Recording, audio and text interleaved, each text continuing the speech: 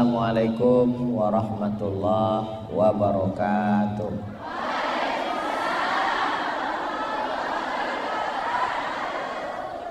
Kalau Tuan pergi ke Batam,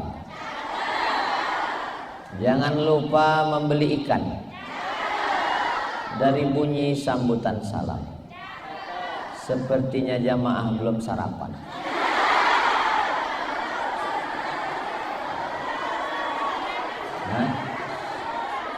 Ini bukan karena belum sarapan, Ustadz.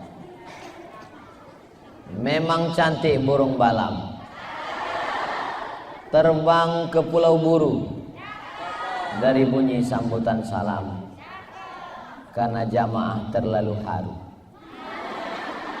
Jadi orang haru itu suaranya tidak terlalu kuat, karena melihat Ustadz Husein Gaza, dia pasti ingat Palestina. Tadi kursinya saya lihat satu di ujung sana, satu di ujung sana. Jadi dalam pikiran saya, ini hubungan kita seperti Israel dan Palestina. Yang saya khawatirkan, Ustadz Husein selalu identik dengan Palestina. Berarti saya astagfirullah. Kita doakan Ustadz Husein Gaza sehat walafiat, panjang umur. Beliau ujung tombak memberitakan yang benar tentang Palestina bagi masyarakat Indonesia. Saya kalau nggak ngerti tentang Gaza, tentang Palestina, nanyanya ke Ustadz Husein, karena informasinya valid. Jangan nanya ke AI, jangan nanya ke Google, karena dia cuman ngumpulkan berita tanpa berpikir yang benar. Gak bisa Google itu diajak berpikir. Cobalah Google ajak berpikir. Google, apa pendapatmu tentang ini? Gak bisa.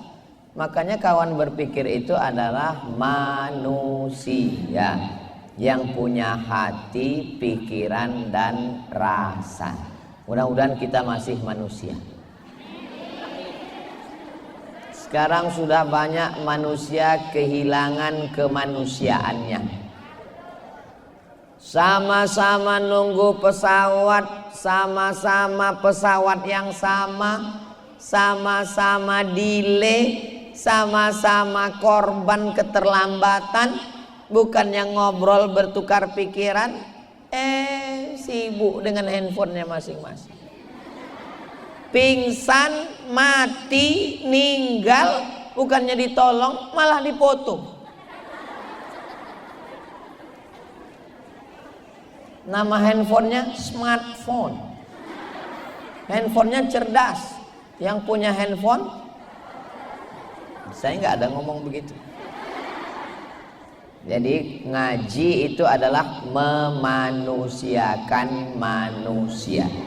Kalau makin ngaji, makin jadi manusia, lanjutkan. Tapi kalau makin ngaji, makin lupa, makin lalai, makin egois, maka kita sesungguhnya sudah keluar dari kemanusiaan kita. Orang barat itu selalu ketakutan. Negara paling kaya Amerika, adidaya, superpower, dolarnya melambung tinggi, tapi bawaan mereka ketakutan. Melihat mobil takut, nanti berubah jadi transformer. Duduk di pinggir laut takut, nanti keluar makhluk dari dalam laut naik ke atas, namanya Godzilla.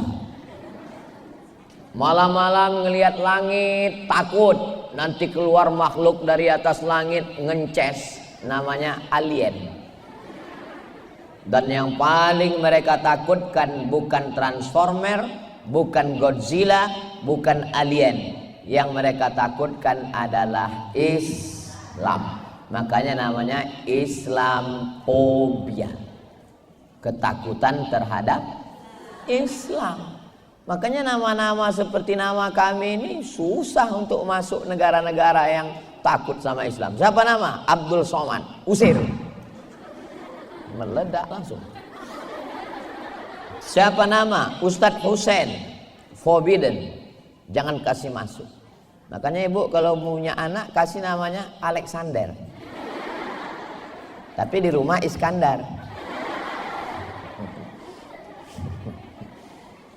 Saya sebetulnya pancing senyum itu ini untuk menunjukkan bahwa ibu-ibu ini nggak punya utang. Gimana kita mau membantu Palestina kalau punya utang? Ustadz kok tahu kami nggak punya utang? Kelihatan dari senyumnya yang lepas. Orang kalau punya utang, kita pancing pakai pantun, senyumnya tipis-tipis aja.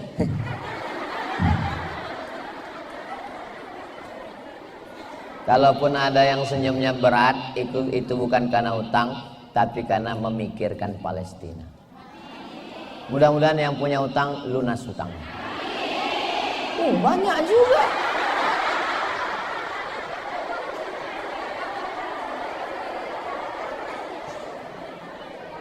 Saya kalau nanya itu bukan berarti saya mau menjatuhkan ibu ya. Saya bukan mau mempermalukan ibu depan orang banyak. Cuman saya kan nggak tahu apa yang ada di hati ibu semua. Innal kalama la fil fuadi. Kalimat yang sesungguhnya itu letaknya di dalam hati. Wa inna ma ju'ilal lisanu 'alal fuadi dalila. Diciptakan lisan untuk menceritakan apa yang ada dalam hati. Ibu percaya nggak suaminya itu sayang sama ibu? Enggak. Makanya ibu selalu ngomong, selalu bilang I love you dong. Kenapa? Karena ibu nggak tahu apa yang ada dalam hati dia. Karena nggak tahu itu akhirnya ibu nuntut dia untuk mengungkapkannya dengan kata-kata. Masalahnya laki-laki itu nggak bicara. Dia selalu berbuat. Contohnya menaikkan uang belanja. Mudah-mudahan ini didengar sama suami di rumah ya. Tolong suaminya nanti ajak nonton channel Ustadz Abdul Somad Official, subscribe, like, share, and comment. Channel Ustadz Husain Gaza juga insya Allah. Nah sekarang saya mau nanya, kenapa Israel menjajah Palestina? Saya tahu ini ibu-ibu ini udah jawab, cuman dia mau ngetes saya. Ustadz tahu nggak isi hati kami? Dia menjawabnya pakai telepati. Susah memahami perempuan. Kalau laki-laki itu bilang iya, iya. Kalau tidak, tidak. Kalau bahasa kampung kami, to be or not to be. Ya atau tidak. Kalau perempuan nggak begitu. Kalau perempuan bilang tidak, bisa berarti iya. Bisa berarti tidak. Bisa berarti kadang-kadang iya, kadang-kadang tidak. Betul Bu? Ngaku semua. Nah, Israel menjajah Palestina karena rebut-rebutan perbatasan Pak Ustadz. Ini Israel, ini Palestina. Jadi mereka rebut-rebutan batasan. Kalau begitu cara kita berpikir, berarti kita mengakui negara Israel. Karena kita sebut mereka rebut batasan. Kenapa Israel mengambil Palestina? Ya karena Israel itu Pak Ustadz penjajah. Maka Israel itu menjajah Palestina.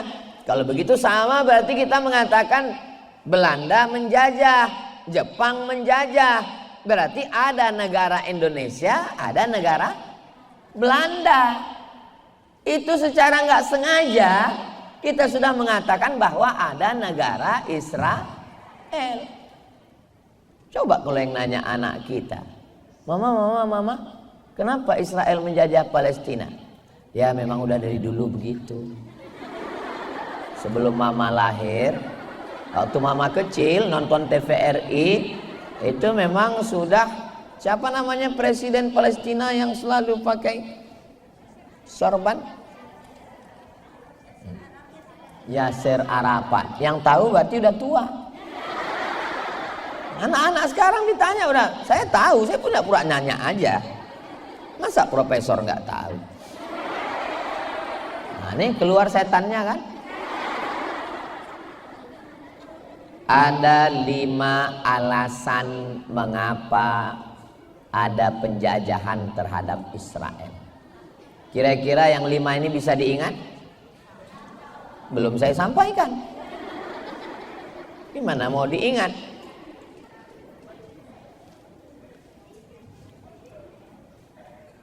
Al-Masih.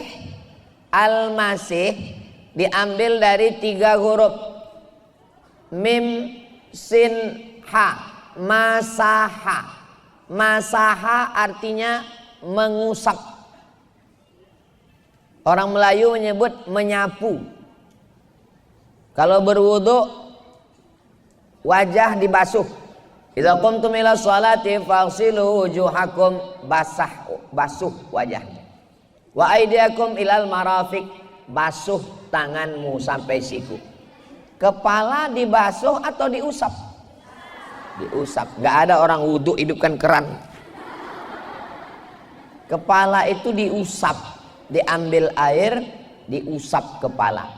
Al-Masih, Al-Masih artinya 2. Pertama diusap, karena waktu dia lahir badannya diusap. Yang kedua, Al-Masih artinya mengusap, karena dia mengusap. Ada orang lumpuh, diusapnya sehat. Ada orang buta, diusapnya melek. Ada orang kena kusta, diusapnya sehat. Maka dia disebut dengan Al-Masih. Tapi ada satu lagi, Al-Masih juga. Ditunjuknya tanah. Ya ardu umbuti, wahai tanah, tumbuhkan tanaman. Tumbuh tanaman. Jangan-jangan yang numbuhkan dia juga. Dia tunjuk langit. Ya sama imtiri, wahai langit turunkan hujan. Turun hujan. Ada orang mati, dia tunjuk. Ya mayit, wahai mayit, qum, berdiri. Dia Al-Masih juga, tapi dia tidak asli. Maka disebut dengan Al-Masih Dajjal. Dajjal artinya palsu. Ada mangkok, yang ini mangkok emas. Yang ini mangkok juga, cuman disepuh pakai air emas. Orang Arab menyebut mangkok emas ini namanya wi'a zahabi, zahab emas. Tapi yang ini disebut wi'a mudajjal. Ini namanya mangkok palsu, mangkok dajjal. Yang satu Al-Masih asli, Al-Masih. Satu lagi mirip seperti Al-Masih, ngusap juga, tapi musuhnya Al-Masih, disebut dengan Al-Masih Dajjal. Tapi jangan gara-gara ini nanti teman ibu pakai emas imitasi bilang, kamu kok pakai Dajjal sekarang?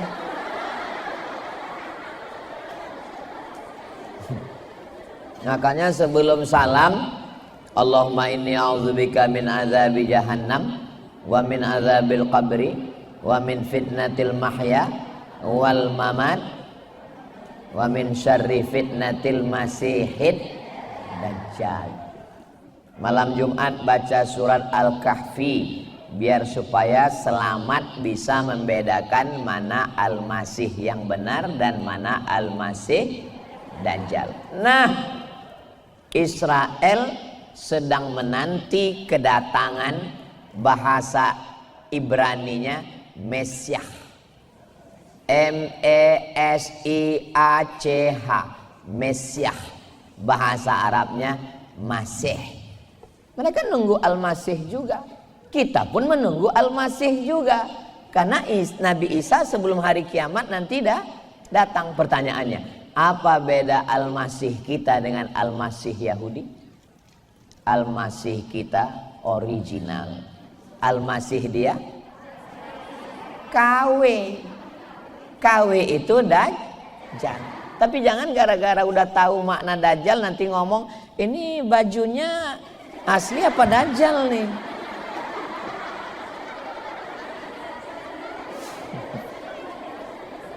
Jelas? Apanya yang jelas?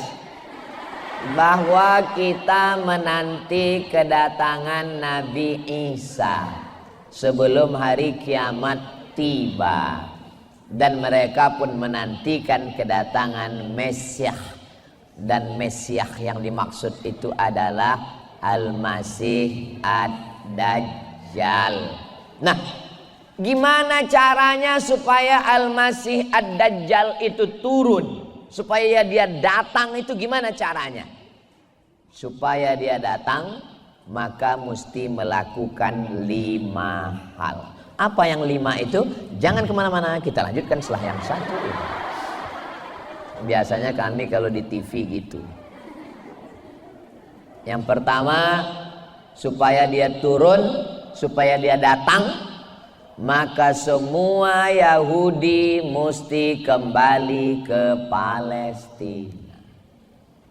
Yahudi dulu pontang-panting tersebar ke seluruh dunia. Ada di Eropa, ada di Rusia, ada di Afrika, ada di Arab, ada di Jerman. Lalu kemudian tahun 1946 mereka datang beramai-ramai, kumpul semua seluruh dunia. Jumlah mereka sekarang 5 juta orang. Penduduk Lampung berapa? 9 juta. Jawa Timur berapa? 45 juta. Jawa Barat berapa? 50 juta. Dia cuman 5 juta. Kita nggak perlu angkat senjata, nggak perlu pakai meriam bom atom. Cukup kita arahkan pipa WC kita ke sana. Kita serentak jam 6 pagi. Siap. Gerak. Dan malam itu semuanya makan kerupuk jengkol. Mati Israel itu semua. Kenapa itu tidak terwujud? Karena perjuangan kita tanpa komando, tanpa komandan, serabutan, nggak jelas. Nggak ada komandannya, nggak ada komandonya, nggak ada strateginya. Pas lagi Palestina diserang, heboh. Habis itu hilang berita Palestina gara-gara Walid.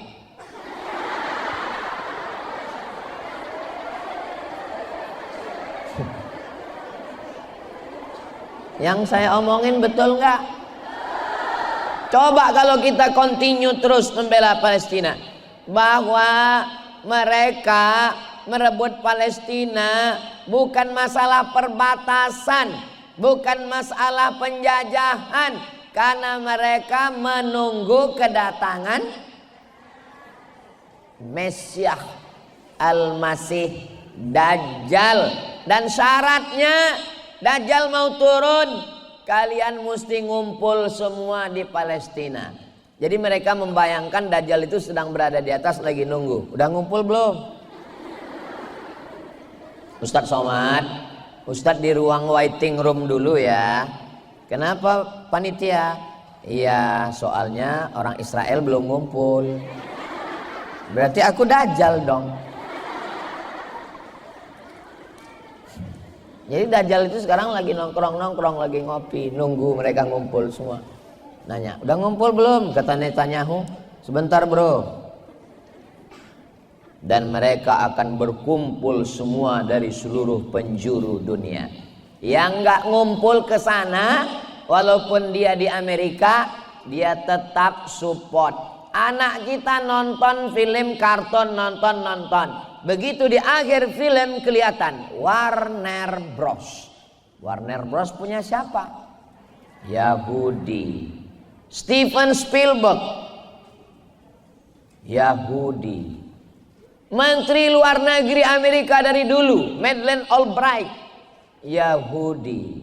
Rothschild, orang-orang kaya yang mendonatur presiden-presiden Amerika, nggak akan terpilih kalau bukan dari donatur ini. Siapa dia? Yahudi, garis kanan ekstrim yang mendukung. Maka jangan pernah berharap bahwa politik Amerika akan berpihak kepada Palestina karena mereka sebenarnya diatur oleh protokoler Yahudi. Maka kalau mau membebaskan Palestina, kita sendirilah berjuang dengan pemahaman yang benar. Yang pertama, mereka seluruh dunia mesti berkumpul di Palestina. Berdatanganlah mereka sejak 1946 sampai 2025, sudah 81 tahun lamanya. Mereka menantikan Mesias itu datang. Berikutnya yang kedua. Mereka dulu pernah dihancurkan oleh raja namanya Nebukadnezar. Nebukadnezar ini nama kampungnya Babel, bukan Bangka Belitung. Babel adalah Babilonia. Babilonia adalah sekarang Irak. Babilonia itu sekarang Irak. Coba tulis Babilonia Taman Gantung, itu Irak. Maka setiap kali naik presiden Amerika yang baru, pasti yang mereka serang pertama adalah Irak. Saya tamat Al-Azhar 2002. Nanti mau melanjutkan S2 ke Baghdad, Irak. 99% saya akan S2 ke Baghdad karena ada beasiswa dari Universitas Saddam Hussein, gratis, free. Sudah siap mau ke Baghdad. Tiba-tiba begitu saya lulus 2002, George Bush naik jadi presiden, dibomnya Universitas Baghdad rata dengan tanah. Pulang saya dari Mesir, lanjut S2 ke Malaysia. Dari negeri 1000 menara ke negeri 1000 makcik.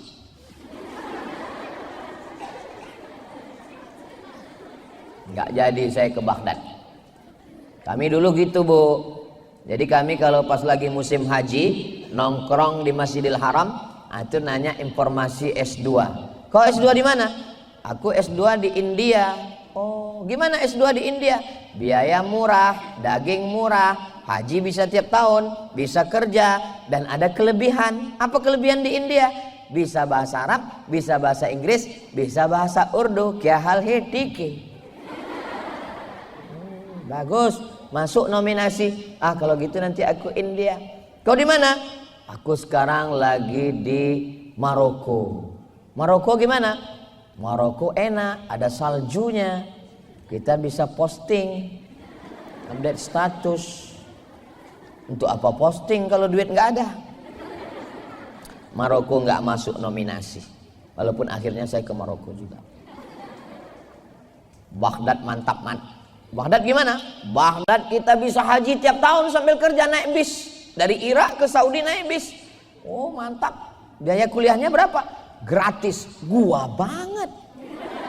Saya memang pemburu beasiswa. Saya suka. Saya S1 gratis, S2 gratis, S3 gratis, nikah bayar. Pakai mahar. Aduh, saya memang mau. Maka saya ketika Universitas Baghdad itu dihancurkan, apa alasan George Bush menghantam Baghdad, Irak? Karena Saddam Hussein punya senjata pemusnah massal. Masih ingat ibu beritanya? Masih ingat?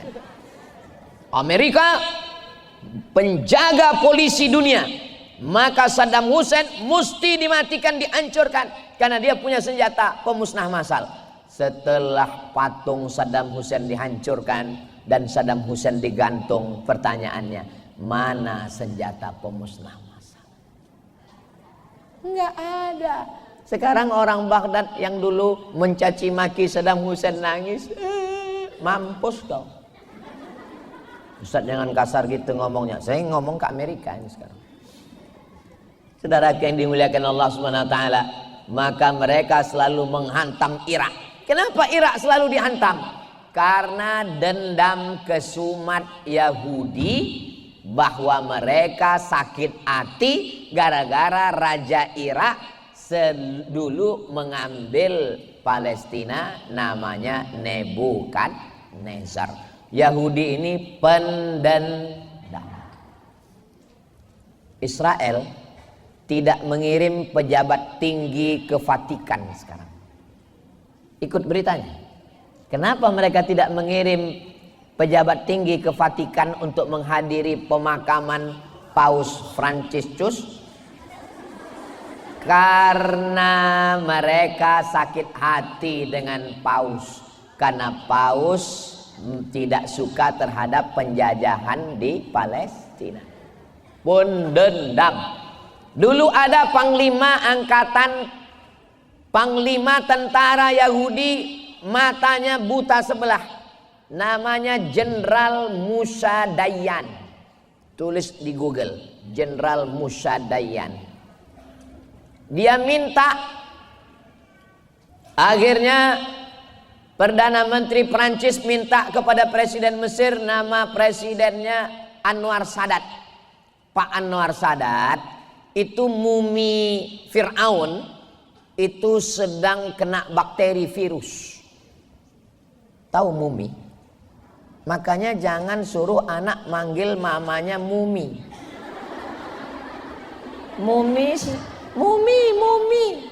Mumi itu Fir'aun.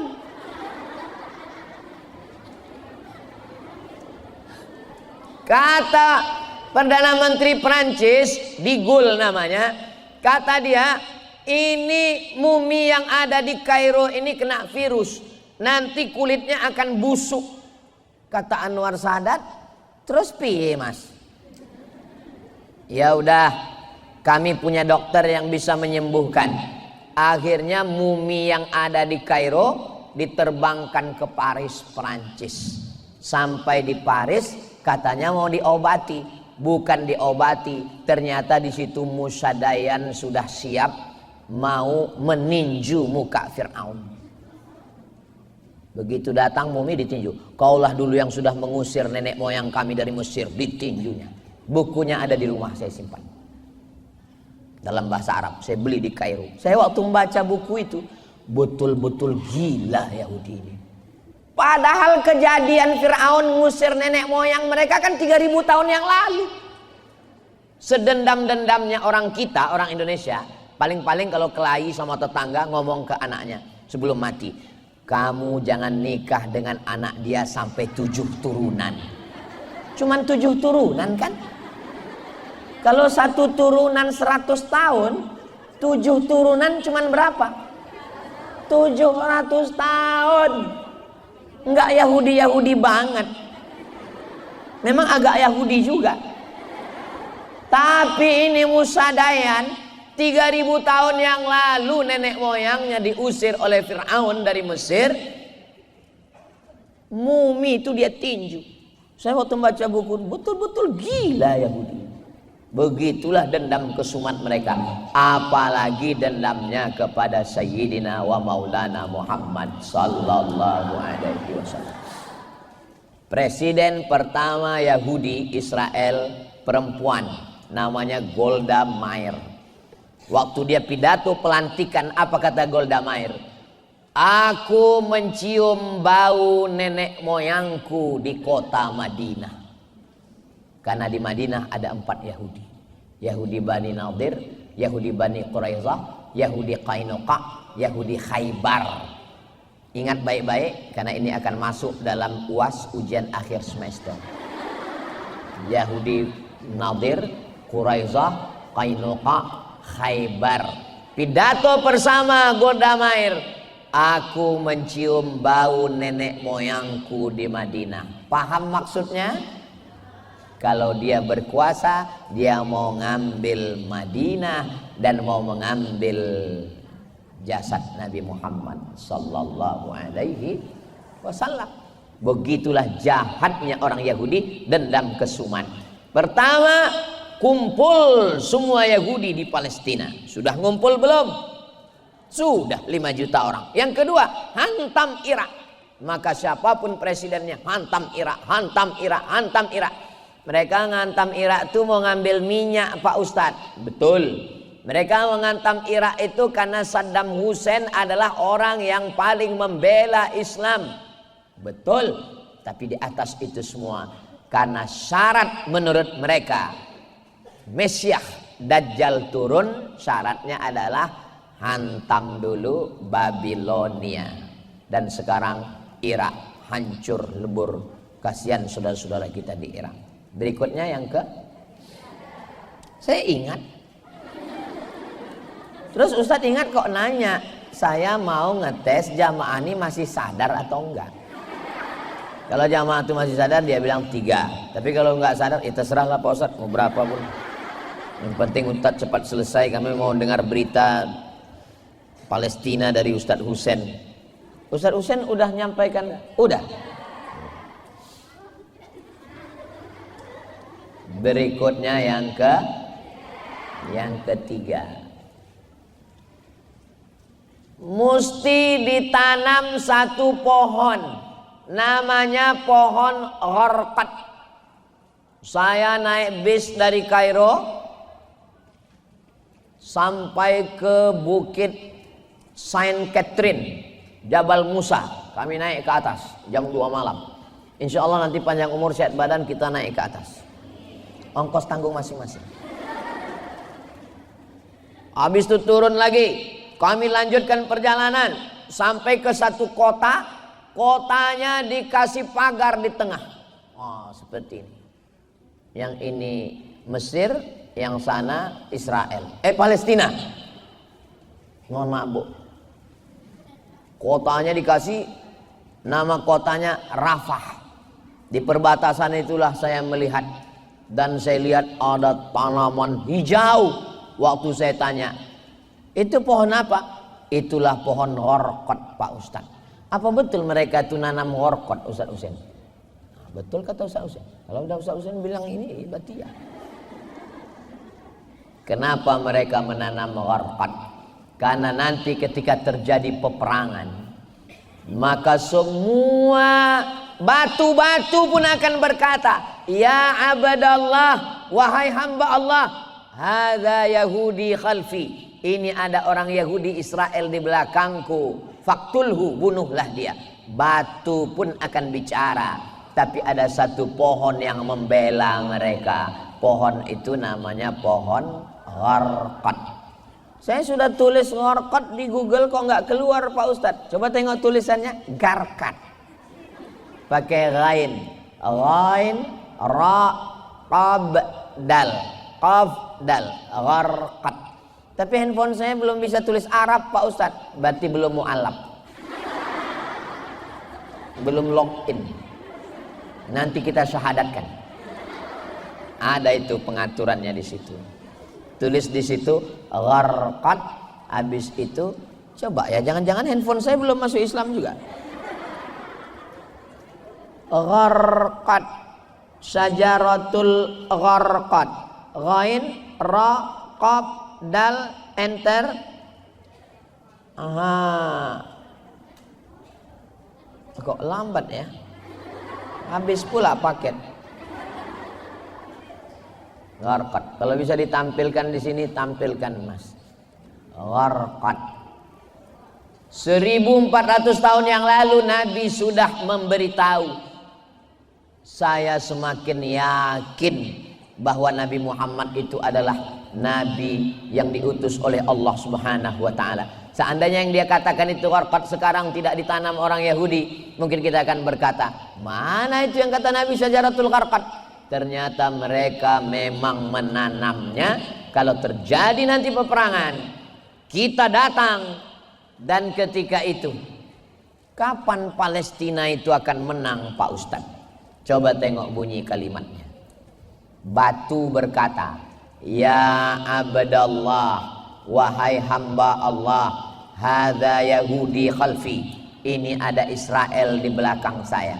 Batu tidak berkata, ya Saudi, ya Misri, ya Lampungi, ya Minangkabau, Tapi yang dipanggil Yahudi, yang dipanggil pohon, yang dipanggil oleh batu adalah ya Abdallah. Yang bisa perang melawan Israel itu adalah Abdullah, hamba Allah. Hamba Allah itu siapa? Abdullah, Abdurrahman, Abdurrahim, Abdus Somad.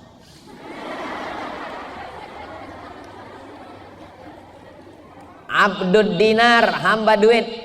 Abdud dirham, hamba perak. Mata uang zaman dulu cuma dua, zahab, emas, dinar, perak. Warna dinar itu Pak Ustadz, emas itu yang dipakai. Oh ini emas juga. Tadi saya waktu masuk tadi kan pakai perak, makanya dalam hati saya, wah ini saya nggak selevel dengan Ustadz Husain. Terlintas juga di hati saya Ustadz Husain. Rupanya panitia tahu, akhirnya diganti sorbannya pakai emas juga. Ini nggak tahu apakah ini emas asli atau dajjal.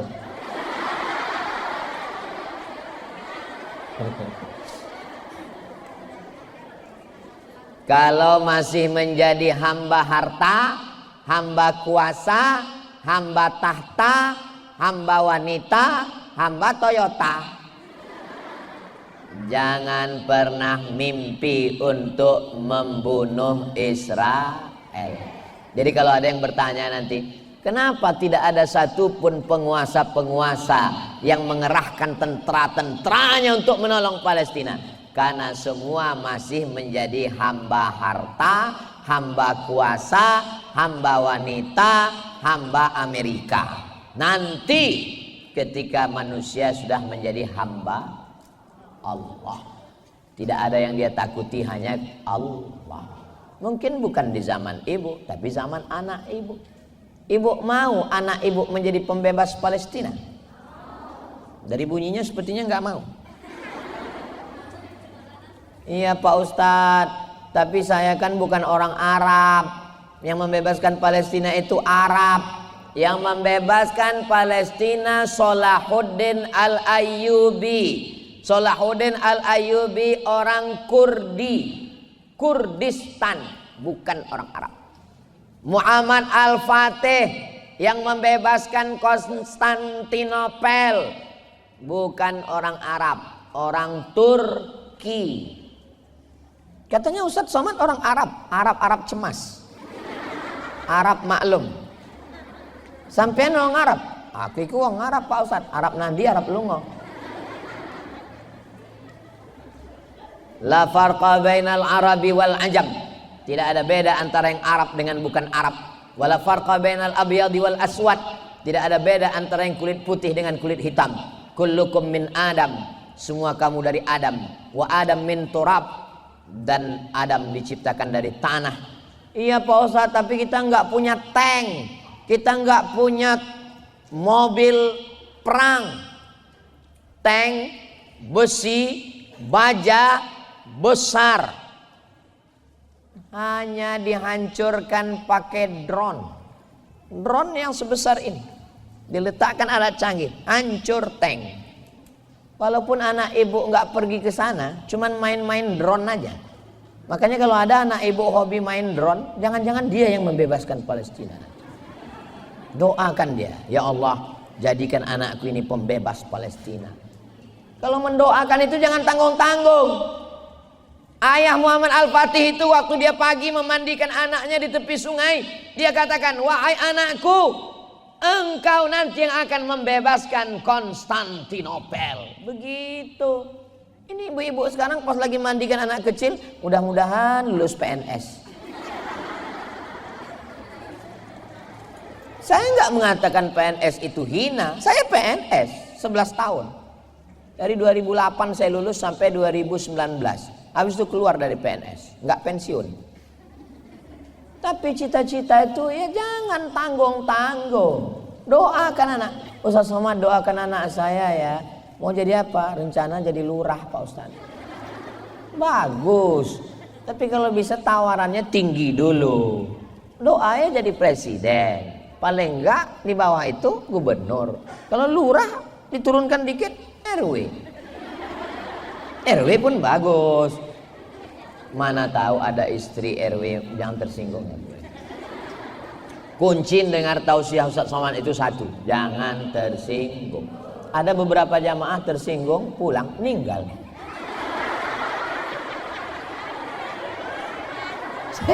Saya bukan nakut-nakut. Ada ibu yang tersinggung? Oh, takut semua. Jadi didiklah anak kita jadi hamba Allah. Didikkah anak kita menjadi punya cita-cita yang tinggi. Cita-cita tertinggi adalah syahid. Cita-cita tertinggi adalah membebaskan Palestina. Jangan jadikan Palestina ini hanya momentum seperti gempa bumi, tsunami. Ketika terjadi tsunami, heboh. Begitu infonya hilang, surut. Datang longsor, banjir bandang, heboh. Begitu selesai. Jangan begitu. Menyikapi Palestina ini enggak ada kendornya, gas terus, takbir. Kalau gini bunyi takbirnya tahanlah 1 jam lagi. Tadi saya mulai ngomong jam 10 kurang 15. Sekarang sudah jam 10.30. Berarti saya kan udah ngomong 45 menit. Nah, untuk ngetes jamaahnya semangat atau enggak, itu maka saya takbir. Saya dengar takbirnya tadi kuat, berarti masih kuat. Soalnya kalau saya takbir Allahu Akbar terus dia Allahu Akbar. Itu langsung aja. Demikianlah ini yang saya sampaikan, mudah-mudahan berkah. Pertama, semua Yahudi Israel pindah ke Palestina sejak 1946. Yang kedua, bantai Irak, karena Irak Nebukadnezar dulu menghantam Israel. Yang ketiga, tanam pohon-pohon hijau. Jadi menurut bayangan mereka itu si Mesiah Dajjal itu lagi sedang duduk-duduk nengok ke bawah. Udah hijau belum? Belum, tanam lagi ya. Padahal nanam pohon di gurun pasir susah. Bukan macam kita. Tempat kita ini tanahnya hijau, untayan zamrud, katulistiwa, gemah, ripah, loh jenawi, tongkat dan batu jadi tanaman. Gak disiram, di atas karpet tumbuh hijau. Luar biasa, ternyata bunga plastik.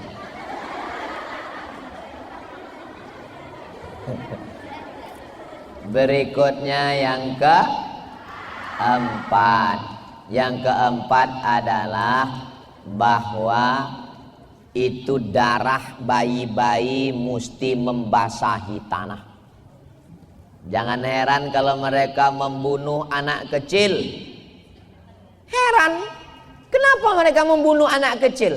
Kenapa mereka meledakkan anak? Karena si Dajjal lagi nunggu tanah itu merah karena darah anak kecil. Anak kecil, mohon maaf, kepalanya lepas ditarik oleh ayahnya. Enggak ada sama sekali rasa kemanusiaan, diletupkan, diledakkan.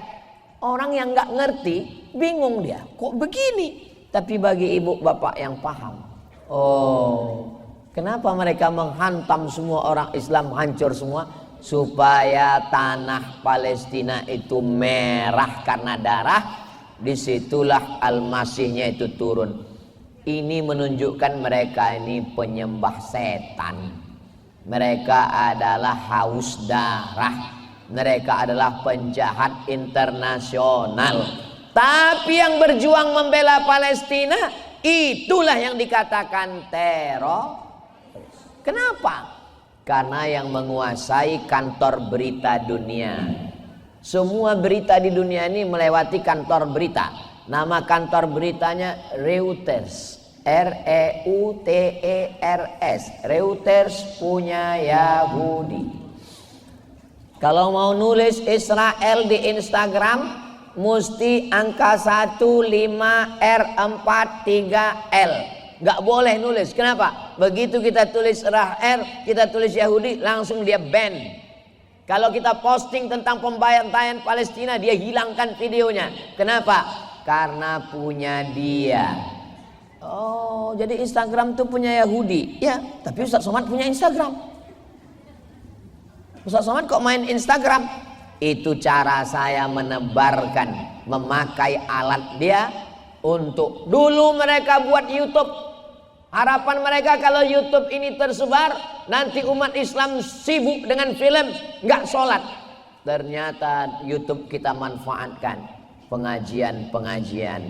Jadi kalau untuk posting hati-hati, takutnya nanti di ban. Ustadz emangnya punya akun Instagram? Iya, yang followernya 9 juta itu. Maksudnya yang belum follow. Ibu sudah follow? Alhamdulillah. Saudara yang dimuliakan Allah Subhanahu wa taala, ini alat-alat ini mereka buat untuk merusak anak umat Islam. Menurut mereka nanti anak umat Islam, bapak umat Islam, ibu umat Islam akan sibuk scroll. Isi TikTok itu dulu dua. Pertama ulat pinang, kedua ulat jagung. Sekarang isinya adalah sholawat. Sekarang isinya adalah berita tentang video pendek Ustadz Husain Gaza menjelaskan Palestina. Maksud saya silakan pakai, tapi isinya konten tentang Palestina. Belikan mainan, belikan ini. Anak-anak nangis. Anak ibu sama anak saya sama-sama nangis karena sama anak-anak. Dan saya ke anak saya, ya bahasa anak-anak. Gak mungkin saya ke anak saya macam ceramah. Ya ayyuhalladzina amanu. Anak nangis di ceramah. Gimana cara saya supaya anak saya Mizyan Hazik Abdillah, Sami Ahmad Misbahi Ibadillah sadar tentang dirinya? Saya tontonkan Palestina. Tengok, anak Palestina nggak makan, anak Palestina nggak punya baju, anak Palestina nggak punya rumah, terus boboknya di mana, bah? Dia bobok di jalan. Berhenti dia minta mainan. Besok minta lagi. Tontonkan lagi. Maka semangat dia. Kalau udah cerita Palestina. Cita-citanya pun tanya, mau jadi apa? Mau jadi tentara. Saya terus terang waktu dia bilang mau jadi tentara tuh bangga saya. Berarti masuk dalam pikiran dia untuk membebaskan Palestina mesti jadi tentara. Sami nanti mau jadi apa? Tentara. Terus kalau jadi tentara untuk apa? Untuk bunuh hantu. Itu lemas lagi badan saya. Mungkin maksud dia hantu itu Israel. Silakan anak ibu jadi tentara, silakan anak ibu jadi angkatan laut, silakan anak ibu jadi angkatan udara. Sesuai dengan dari kecil tuh bakatnya udah kelihatan. Anak saya ini Pak Ustadz suka mandi sungai, angkatan laut. Anak saya ini kemana-mana Pak Ustadz main layang-layang, angkatan udara. Dia nanti dengan drone-nya yang akan menghancurkan tank-tank Israel. Anak saya ini kemana-mana bawa jarum suntik Pak Ustadz, dokter spesialis. Kalau nggak lulus Pak Ustadz, narkoba. Ya Allah selamatkan anak kami dari narkoba. Jadi nolong Palestina nggak mesti jadi ustadz. Saya bisa menjelaskan, tapi untuk bertempur apa yang dilakukan? Yang membebaskan Palestina Salahuddin Al-Ayyubi, tentara. Yang membebaskan Konstantinopel Muhammad Al-Fatih, tentara. Tapi Muhammad Al-Fatih dididik oleh Aga Syamsuddin, dibesarkan ulama. Salahuddin Al-Ayyubi tentara, raja, sultan, panglima perang, tapi dididik oleh kitab Ihya Ulumuddin. Khatam dia baca kitab Ihya, ditulis oleh Imam Abu Hamid Al-Ghazali. Imam Al-Ghazali meninggal 505. Silakan jadi tentara, tapi dididik oleh para ulama.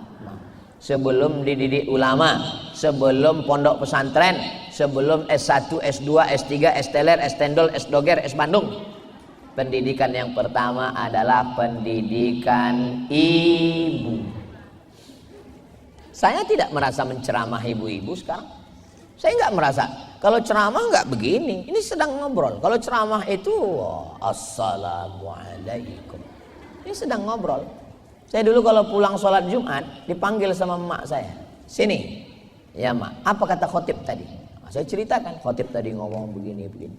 Rupanya sampai setua ini pun, walaupun umur sudah 27 begini, saya tetap bercerita.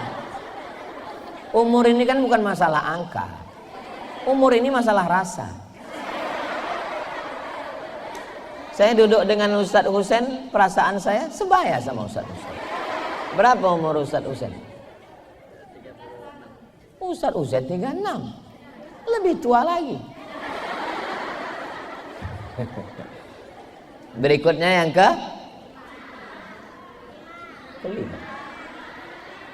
kelima. Setelah darah tumpah, berikutnya yang kelima. Menurut mereka, di bawah Masjidil Aqsa, di situ ada Temple of King Solomon. Tulisannya di Google Temple.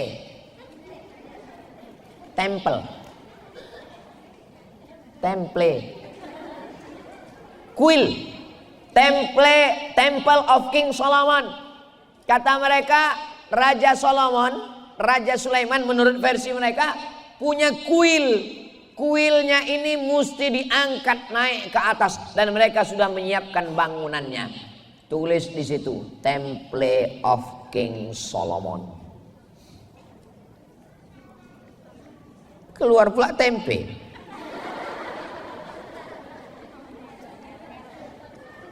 Temple of King Solomon. Itu dia. Menurut mereka Mesias itu akan turun kalau Temple of King Solomon sudah siap, baru mereka pun memanggil, hai Dajjal. Mereka enggak menyebutnya Dajjal, yang menyebut Dajjal itu kita. Mereka menyebutnya Mesias. Oh Mesias, syarat-syaratnya sudah siap, datanglah, datang. Kayak manggil jelangkung juga. Saya dulu pernah waktu kecil SD diajak orang manggil jelangkung. Keranjang arang. Siapkan keranjang arang. Habis itu jangka, nanti jangkanya berputar-putar. Habis itu kemudian kertas. Nanti kertasnya akan nulis nama untuk SDSB Porkas.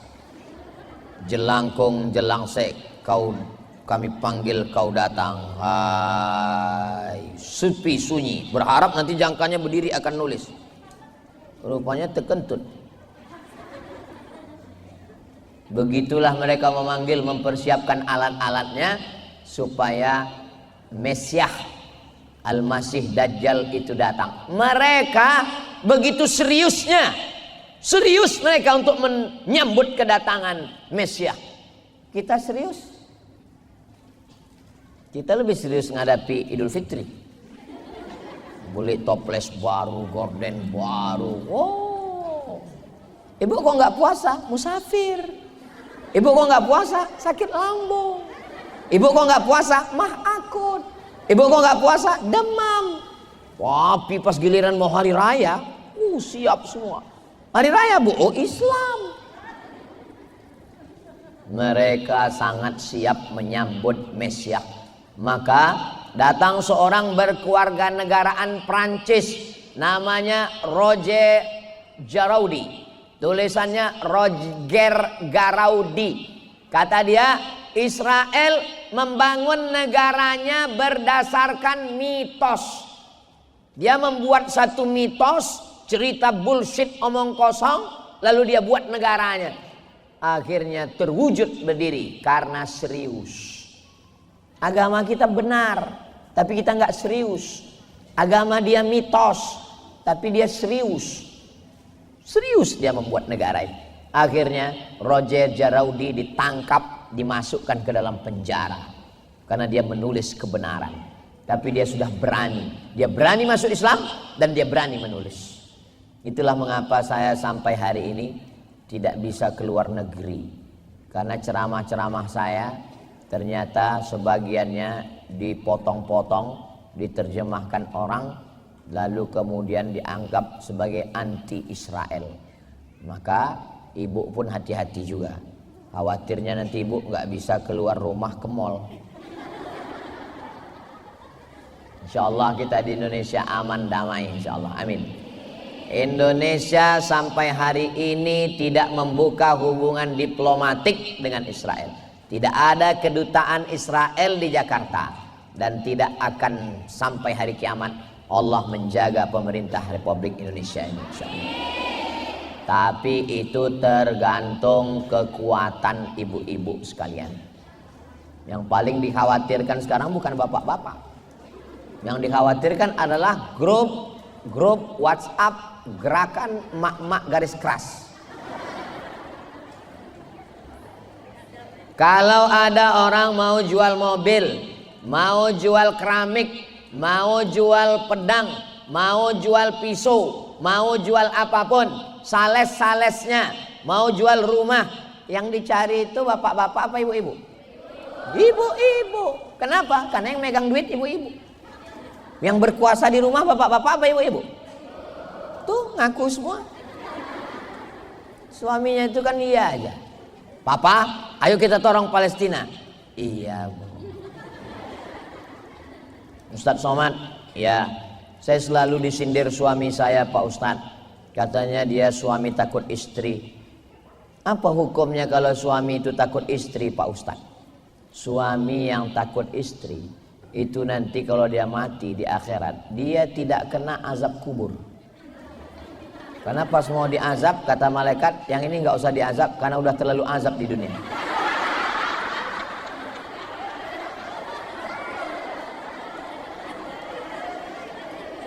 Saya yakin suami yang nonton sedang tersenyum di rumah. Ini istri saya nih Pak Ustadz. Saya pergi keluar kota, di dalam tas saya ada baju koko, ada kain sarung. Saya pulang dia nanya, kamu nginap di hotel syariah, di hotel mana, jalan sama siapa, pulang jam berapa, kunci motor mana, gaji mana. Itu bukan istri Pak, itu security. Itu bukan istri Pak, itu adalah malaikat penyelamat yang dikirim Allah Subhanahu wa Ta'ala untuk mendampingi. Selagi ibu masih nyinyir, selagi ibu masih nanya, kamu kenapa nggak sholat, kamu pulang jam berapa, kunci motor mana, uang di mana, insya Allah keluarga selamat dari pelakor. Tapi kalau ibu sudah diam, Bu, saya lihat suami ibu kayaknya ada gelagat-gelagat, alah kamu aja yang suuzon. Waspadalah. Kejahatan terjadi bukan karena ada niat dari pelakunya, tapi karena ada kesempatan. Waspadalah.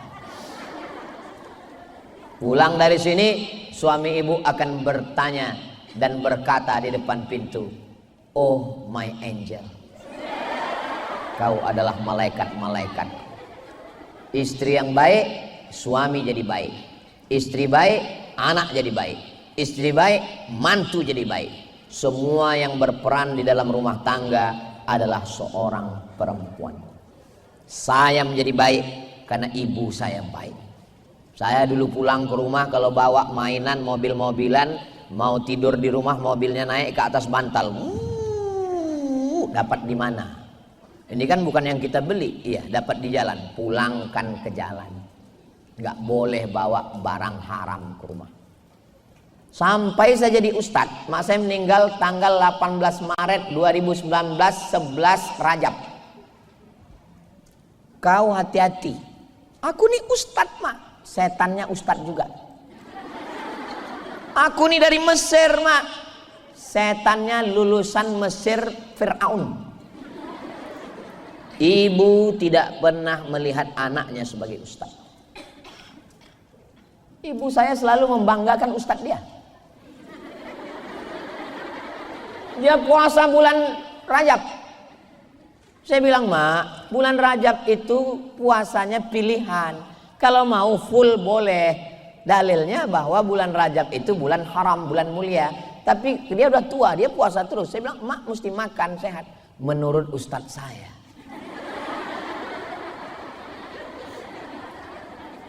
Dia ngaji di musola sebelah. Dia punya ustadz. Menurut ustadz kami. Saking kan emosinya saya. Aku nih ustadz hebat, saya bilang. Enggak, hebat Ustaz kami kata dia. Ibu tidak pernah melihat anaknya besar.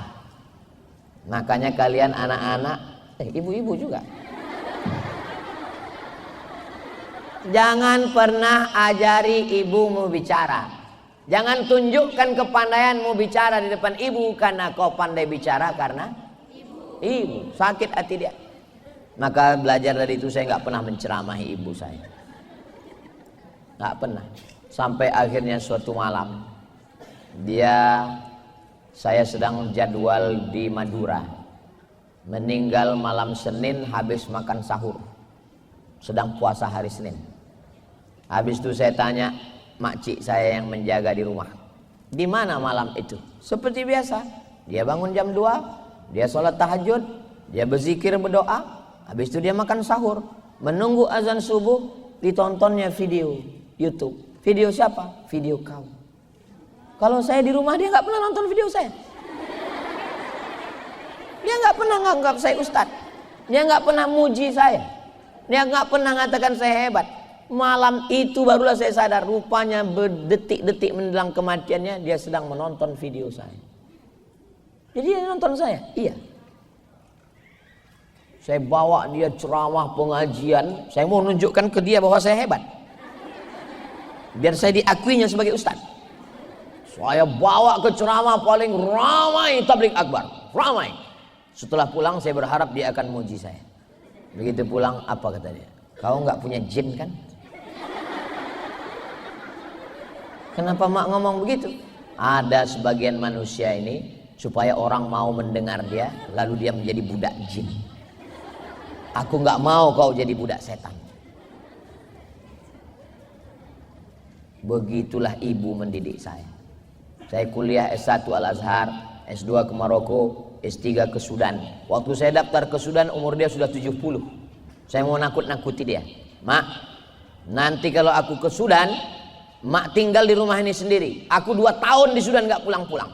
Apa kata dia? Silakan kau berangkat. Semua kita akan mati dan menghadap Allah sendirian. Seandainya mak saya mentalnya gak mental baja, mental kerupuk, mungkin saya nggak akan pergi ke Mesir. Mak, aku mau ke Mesir. Jangan. Saya anak pertama, adik saya anak kedua. 4 tahun nggak pernah pulang. Dari 98, 99, 2000, 2001, 2002 baru pulang. Setelah saya punya anak, rindu. Saya tanya dia, aku punya anak, rindu aku mak. Aku 4 tahun di Mesir, mak nggak rindu. Rindu aku sama kau. Jadi gimana cara mak mengobati rindu? Ku cari anak-anak di gang yang hitam macam kau.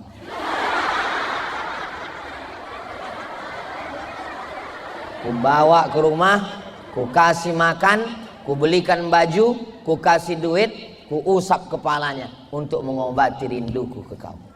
Kenapa mak kirim aku jauh-jauh ke Mesir, ke Maroko? Supaya kau jadi orang. Kalau ku letakkan kau di rumah, celah ketiak kau jadi hantu. Begitu ibu saya mendidik saya. Pendidikan pertama adalah ibu. Kalau ibunya baik, anaknya akan menjadi Salahuddin Al-Ayyubi. Anaknya akan menjadi Muhammad Al-Fatih. Tapi kalau ibunya sundel bolong, nyiblorong, suster ngesot, mak lampir, nenek sihir. Entah kenapa ya, saya heran, kenapa hantu itu kebanyakan perempuan. Ibu-ibu mesti tuntut ke Komisi Perlindungan Perempuan. Mesti ada perwakilan dari Lampung yang menuntut ke Komisi Perlindungan Perempuan supaya diseimbangkan antara antu laki-laki dan antu perempuan. Nyiblorong, sundel bolong, mak lampir, nenek sihir, dan semua ketawa hantu perempuan.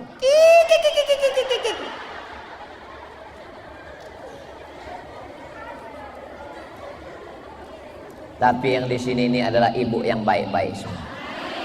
Inilah ibu yang akan melahirkan tentara-tentara Allah yang akan membebaskan Palestina. Ini sudah melanggar kode etik. Ternyata saya sudah korupsi 10 menit. Ternyata kalau kita ngomong di depan orang yang hatinya tulus, waktu itu nggak terasa begitu cepat berlalu. Terima kasih atas segala perhatian. Mohon maaf atas segala kesilapan dan kekhilafan. Akhirnya saya ucap minat. Bahan saya sudah habis. Sudah 5 poin saya sampaikan. Tinggal mengamalkannya semua. Doakan supaya anak-anak kita menjadi orang yang bisa menolong Palestina dengan harta, jabatan dan kekuasaan. Ala hadhihi niyah, al-Fatihah.